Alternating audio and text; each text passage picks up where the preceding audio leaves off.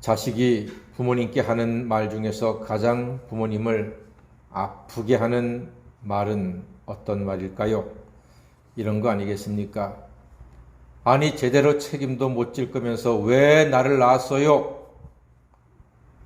간혹 자식들 중에 사는 게 힘들다고, 너무나 어렵다고, 인생이 아프다고 이렇게 말하는 철없는 자식들이 더러는 있습니다.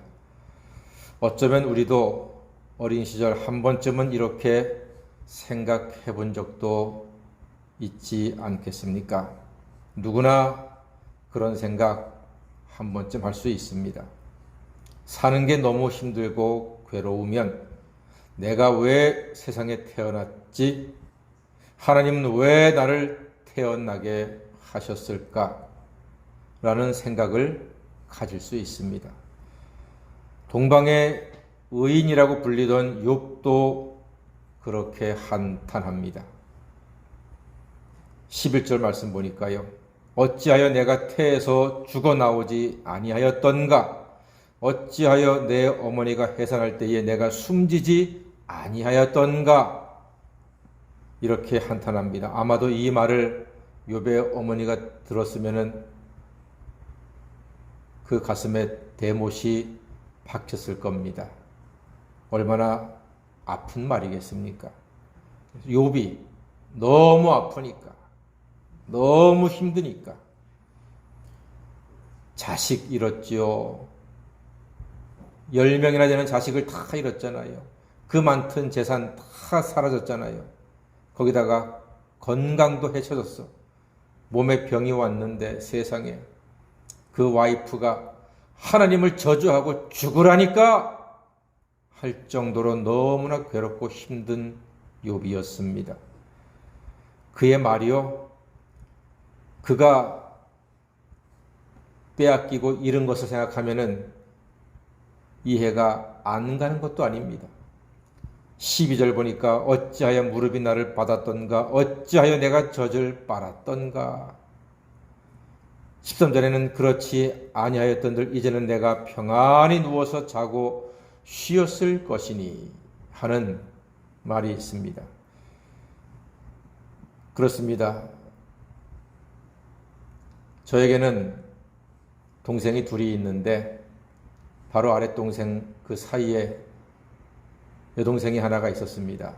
제 기억에 4살인가 5살 때 제가 그 여동생이 세상을 떠났습니다. 강원도 산골에서 아주 어릴 때지요. 근데 제 기억에 제가 그 동생을 대단히 이뻐했던 것 같아요. 그런데 어느 날 엄마 아버지가 아이를 데리고 삽을 들고 산으로 갔던 기억이 납니다. 그리고 돌아올 때는 빈손으로 오셨던 기억이 납니다. 근데 그 생각이 가끔 날 때가 있었습니다. 제가 많이 힘들 때 내 동생 그나는 땅에서 편히 쉬고 있을 텐데 하는 그런 생각이 들 때가 있더라고요. 오늘 말씀이 바로 그거 아니겠습니까? 그렇지 아니하였던들 이제는 내가 평안히 누워서 자고 쉬었을 것이니 하는 이 욥의 마음. 사람이 힘들고 괴로우면은 이런 생각 할 때가 있습니다. 지금 욥은 절망하고 있는 겁니다. 철학자 키케로는 절망은 죽음에 이르는 병이라고 말했습니다. 절망하면요, 있는 길도 보지 못합니다. 절망은 무섭습니다. 죽음에 이르는 병입니다. 그러나 소망은 길을 보게 합니다. 절망과 소망의 차이점은 길을 보느냐 보지 못하느냐에 있습니다. 절망하면요, 있는 길도 못 보는데 소망을 가지면은 없는 길도 찾아냅니다. 그게 절망과 소망의 차이점입니다. 고난은 아픕니다. 절망스럽습니다. 나에게 있는 것을 잃어버리면 그 세상 누구라도 절망스럽습니다.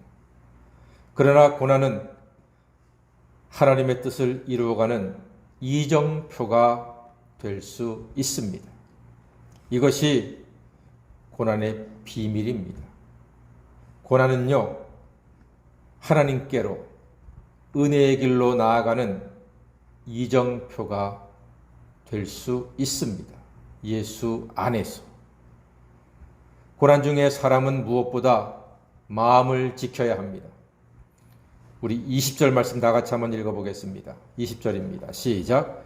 어찌하여 고난당하는 자에게 빛을 주셨으며 마음이 아픈 자에게 생명을 주셨는고. 그렇습니다.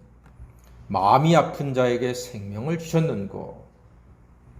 고난 중에 사람은 무엇보다 마음을 지켜야 합니다. 마음만은 지켜야 합니다. 마음으로 믿어 의에 이르기 때문입니다. 성경은 말씀합니다. 마음을 지키는 자가 성을 빼앗는 자보다 낫다고 했습니다. 시험이 와도 절망하지 마시고 마음의 소망의 등불을 켜시기 바랍니다. 그 등불은 우리의 의지, 우리의 능력, 우리의 힘이 아닙니다.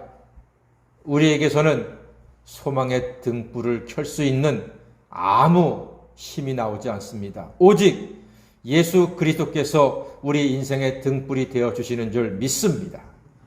오직 예수의 말씀이 내 인생의 불이 되어주십니다. 주의 말씀은 내 발의 등이요 내 길의 빛이라고 시편에서 고백하고 있습니다. 예수 그리스도만이 우리를 절망스러운 고난에서 능히 건져낼 수 있습니다. 미국 선교사인 존 하가이가 내 아들 존이라고 하는 책을 썼습니다.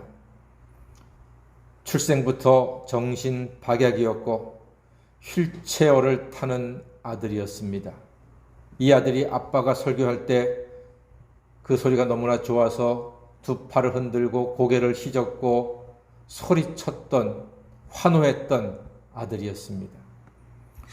이 아들을 고치려고 백방으로 노력했지만은 22살에 꽃다운 나이에 세상을 떠났습니다. 이 하가이 선교사 부부는 아들을 위해서 그리고 아들의 그 숭고한 생명을 지키기 위해서 선교사로 헌신하게 됩니다. 선교 단체를 조직하고 열과 성을 다해서 연약한 자들에게, 죽어가는 자들에게 복음을 전했습니다. 하가이는 아들 잃은 상처에 절망하지 않았습니다. 예수 그리스도의 빛과 사랑을 증거하는 일의 소망을 두고 살아갈 힘을 얻었습니다. 사랑하는 아들이 세상을 떠났는데 어떤 부모가 절망하지 않겠습니까? 하가이 부부는 그 아들 잃은 절망스러운 마음에 오직 복음 증거라고 하는 그리스도 예수의 소망을 두고 그 고난과 아픔을 이겨냈던 것입니다. 하가이 선교사가 말했습니다. 누구든 실망하고 좌절을 바라보면 헤어날 수 없으나 하나님의 뜻을 위한 선한 일에 헌신하면 마음이 치유되고 소망을 회복하고 증거할 수 있습니다. 라고 했습니다. 하나님은 우리가 낙담과 좌절에서 일어나 소망을 찾기를 원하고 계십니다. 예수 안에 소망이 있습니다. 예수 안에 치유가 있습니다. 예수 안에 빛이 있습니다. 예수 안에 인생의 참된 기쁨도 있습니다. 예수 안에 생명이 있습니다. 예수 안에 현실의 고난을 이길 수 있는 용기도 능력도 있습니다. 그러므로 오직 예수님 바라보고 오늘도 걸어가야 할 고난의 인생길에서 믿음으로 승리하시는 새벽 성도 다 되시기를 주님의 이름으로 간절히 축원합니다. 아멘. 기도하겠습니다.